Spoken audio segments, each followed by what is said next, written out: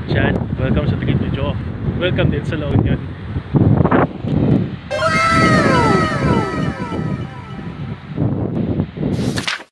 Instant communication.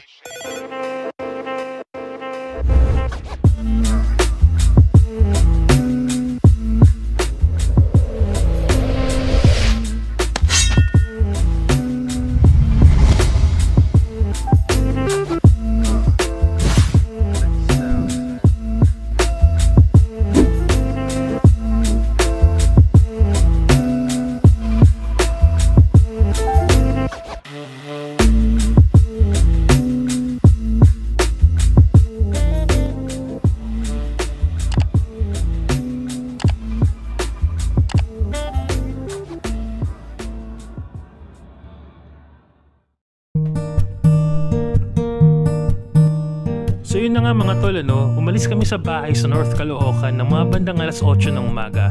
Pagdating namin sa NLEX, doon na din kami kumain sa may McDo ng agahan.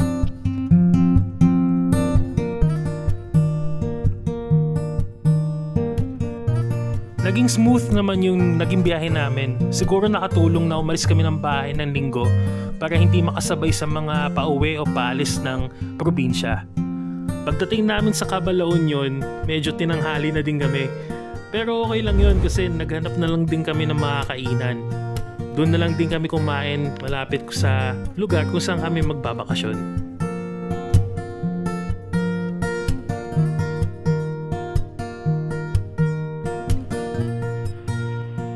At dito na nga kami nabutan ng tanghalian sa Nicole Special Bulalo dito sa Bawang, La Union. Hindi na kami naghintay ng mga nilulutong ulam kasi gutom na din kami, kaya ang in-order na lang namin ay yung mga ready-made na nandun sa istante sa harapan ng tindahan. At narito ang ilan sa mga specialties ng kainan na ito.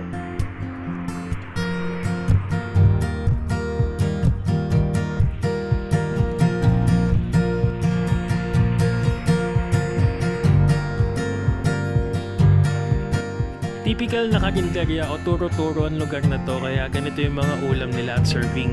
Pero promise, sobrang sarap, lalo na tong bulalo nila. Okay na okay din yung kilawin na bangus, sobrang sarap din nun. Overall, nag-enjoy naman kami.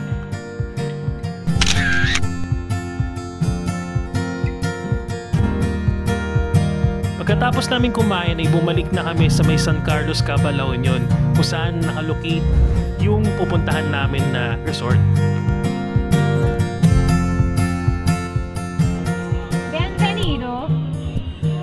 Tabi lang din sila dito. What car is this? Saan? Hindi niya tayo pinapakalakta. Busog, pagod, at naiinitan. Naghalo-halo na yung nararamdaman namin, kaya naisipan namin bumili na lang muna ng palamig. Halo-halo nga sana yung ordering namin, kaso nung dumating kami hindi pa available, kaya mga shakes muna ang ininom namin. Kaso ganito yung nangyari.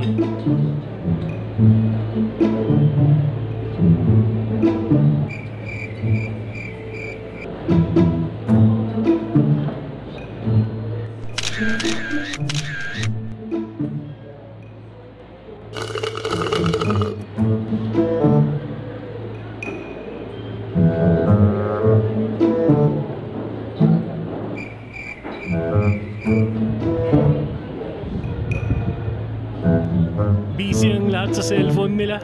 Grabe.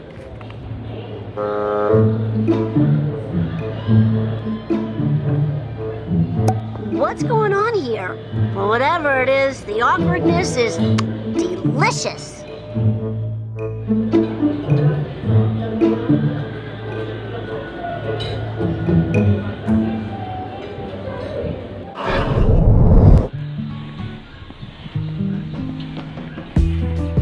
Pagkatapos namin magpahinga at magpalamig, inumpisa na namin kunin yung mga gamit namin para iakyat doon sa second floor ng building na nakikita nyo sa likod ko. At ito nga pala yung itsura ng room na nirentahan namin. Okay. Nakandyan.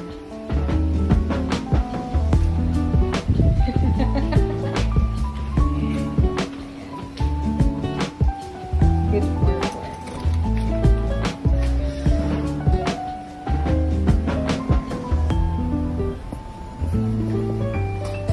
May mga kambing oh.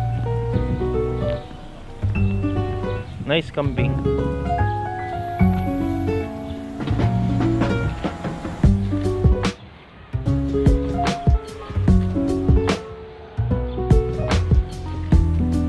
Picture lang kita dyan.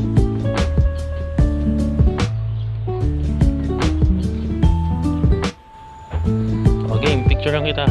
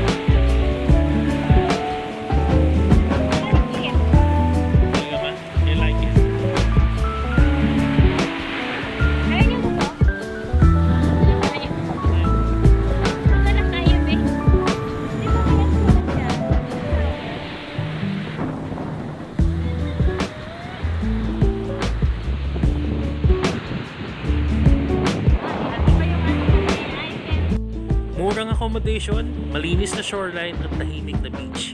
Considering na Easter Sunday kami dumating dito, sobrang nag-enjoy kami kasi hindi ganun ka-crowded ang lugar. At isa sa pinakamahalaga ay ma-enjoy mo ang mga ganitong klaseng sunset.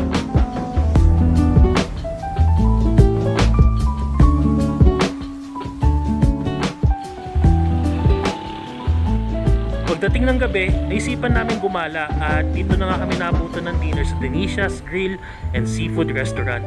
Dito pa rin sa Bawang, La Union.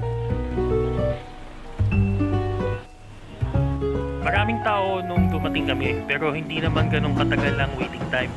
Nag-wait lang kami kasi nililinis pa yung mga tables na kakainan namin. Bukod sa masarap ang pagkain nila, maluwag din yung parking space. At nasabi ko na ba na merong acoustic night every night? Yes, may tumutugtog ng banda tuwing gabi.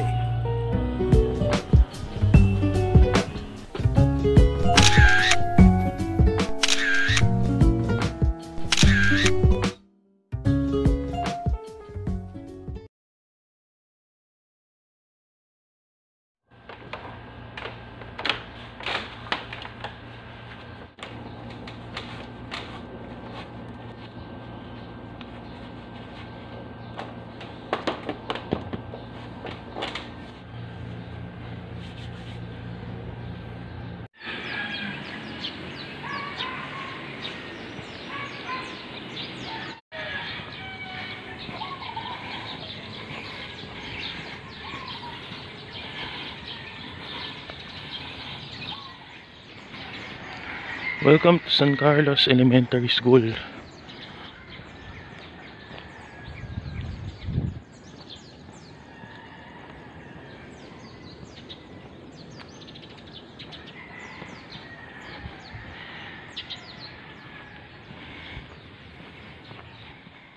So good morning mga tol, no? Naglalakad tayo ngayon dito sa San Carlos. Basta dito sa Caba, La Union. Konting exercise lang, napadami tayo ng kain kahapon eh. Yan yung mga bahay dito.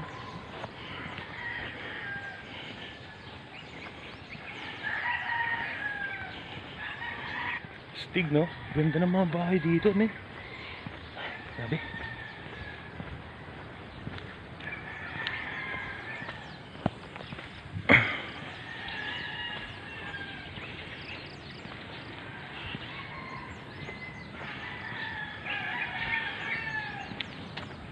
Tara, walking muna.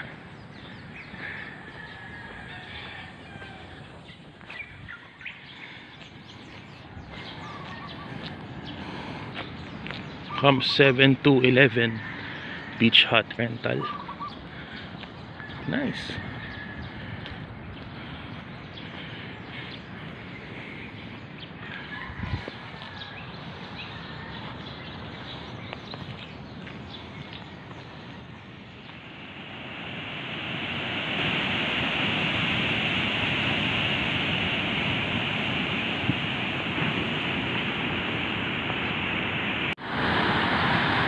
Marami pa na yun. Mahalo na po.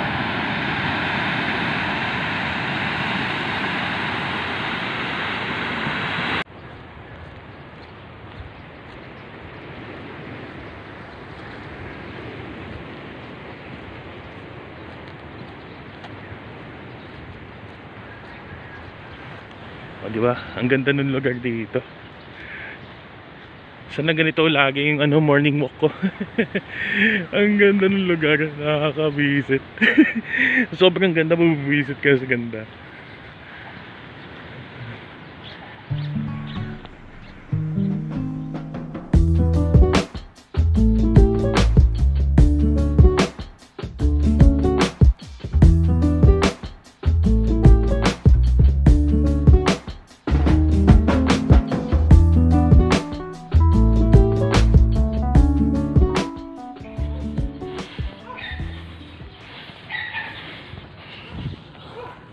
Morning na. Ay, ibig ko sabihin may araw na.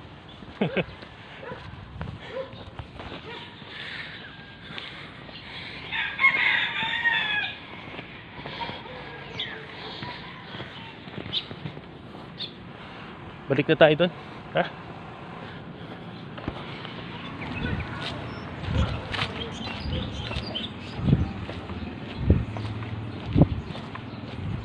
Morning ulit kaya. Laging sab. Oo.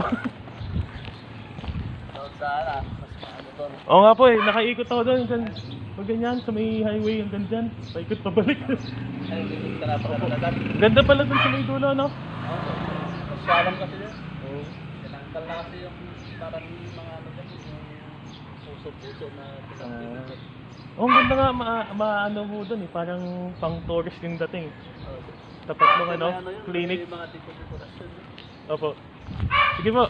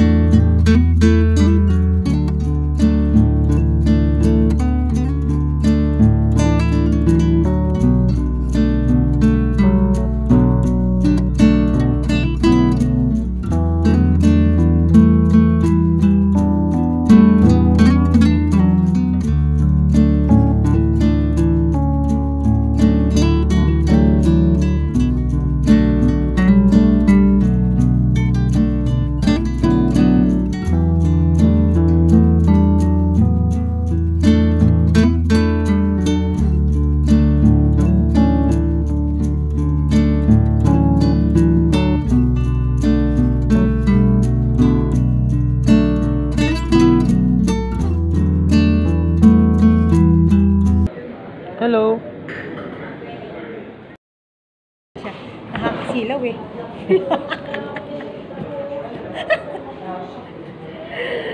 Ay, alam mo, maganda talaga tignan kapag tanghaling tapat, no?